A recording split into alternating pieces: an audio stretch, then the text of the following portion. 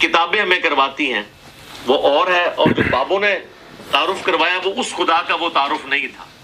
تو کتابوں کو فالو کیا جائے، اور صرف ان بابوں کو فالو کیا جائے جو کتابوں کو فالو کرتے ہیں.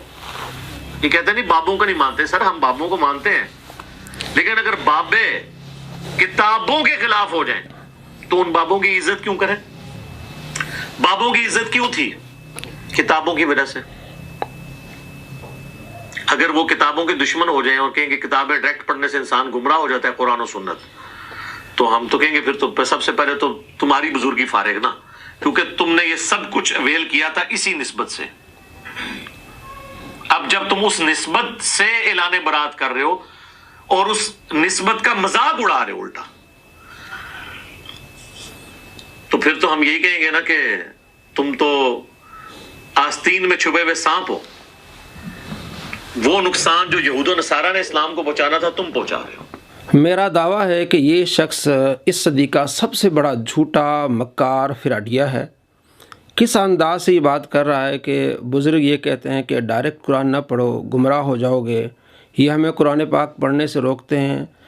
اس صدی کے جھوٹے مکار شخص یا اس کے چیلو کوئی ایک کتاب دکھاؤ، کسی بزرگ کی کتاب دکھاؤ جس میں انہوں نے یہ لکھا ہو کہ آپ نے قرآن پاک ترجمے کے ساتھ نہیں پڑھنا، ڈائریکٹ نہیں پڑھنا. اتنا بڑا جھوٹ بول رہے، اور یہ سینکڑوں مرتبہ یہ جھوٹ بول چکا ہے اور یہ اپنے اوپر لعنتیں ڈلوا چکا ہے کہ اتنا بڑا جھوٹا ہے. جھوٹے انسان کسی ایک کتاب میں دکھا دو، کسی بزرگ نے، کسی اللہ کے ولی نے کتاب میں لکھا ہو کہ جناب آپ ڈائریکٹ قرآن نہ پڑھیں، آپ قرآن پڑھیں گے تو گمراہ ہو جائیں گے. اپنی طرف سے باتیں بنا بنا کے بزرگوں پر فٹ کرنا. علماء تو کہتے ہیں قرآن پاک پڑھیں، اللہ کے ولیوں نے تعلیم دی ہے قرآن پاک پڑھنے کی، وہ تو قرآن پاک پڑھ کے آپ صلی اللہ تعالیٰ علیہ وآلہ وسلم کی سنت پر عمل کر کے انہوں نے وہ درجے حاصل کیے ہیں. آپ کس گندی سوچ رکھتے ہیں اور کس طرح لوگوں کو گمراہ کر رہے ہیں کہ بابے کہتے ہیں کہ جناب قرآن پاک نہ پڑھیں. ہم ان بابوں کو مانتے ہیں جو قرآن و حدیث کو مانتے ہیں. بھی کون سا وہ بزرگ ہوگا جو قرآن و حدیث کو نہیں مانے گا؟ وہ بزرگ کیسا ہوا؟ اللہ کے ولی بنتے ہی اس وقت جب اللہ تبارک و تعالیٰ کی بات کرتے ہیں، زیادہ سے زیادہ قرآن پاک کی تلاوت کرتے ہیں. یہ جھوٹا شخص، اس کو چیلنج ہے کسی ایک کتاب میں دکھا دے کہ کسی بزرگ نے یہ لکھا ہو کہ ڈائریکٹ قرآن آپ نہ پڑھیں، قرآن پاک آپ ترجمہ نہ پڑھیں، آپ گمراہ ہو جائیں گے. کوئی ایک کتاب دکھا دے. یہ جھوٹا شخص ہے اور اس کے جھوٹ پر اس کے چیلے اسی بات کو آگے بڑھاتے ہیں.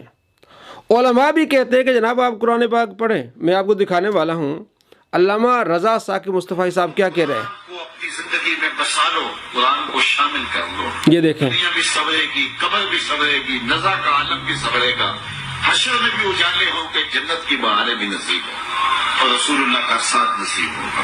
تو اس کتاب سے جڑو، اس کو ورق ورق پڑھو، اس کو حرف حرف پڑھو، اس کو رکوع رکوع پڑھو. اس کا یہ کرے حرف حرف پڑھو، رکو رکو پڑھو، یعنی قرآن پاک کو ڈیٹیل کے ساتھ پڑھو، تفسیر پڑھو، ترجمہ پڑھو. مفتی اکمل صاحب کی کئی ویڈیوز ہم نے دکھائی ہیں، وہ کہتے ہیں ترجمہ پڑھیں، تفسیر پڑھیں. اہل سنت کی بہت بڑی تحریک دعوت اسلامی، اس کے نصاب میں شامل ہے کہ آپ ڈیلی آپ نے صبح اٹھ کے جو ہے وہ 3 آیات پڑھنی ہیں ترجمے کے ساتھ اور تفسیر کے ساتھ. لیکن اس گمراہ شخص نے اتنا اس چیز کو پھیلایا ہوا ہے کہ جناب یہ کہتے ہیں ڈائریکٹ قرآن نہ پڑھے. کسی ایک کتاب میں دکھا دو جھوٹے انسان.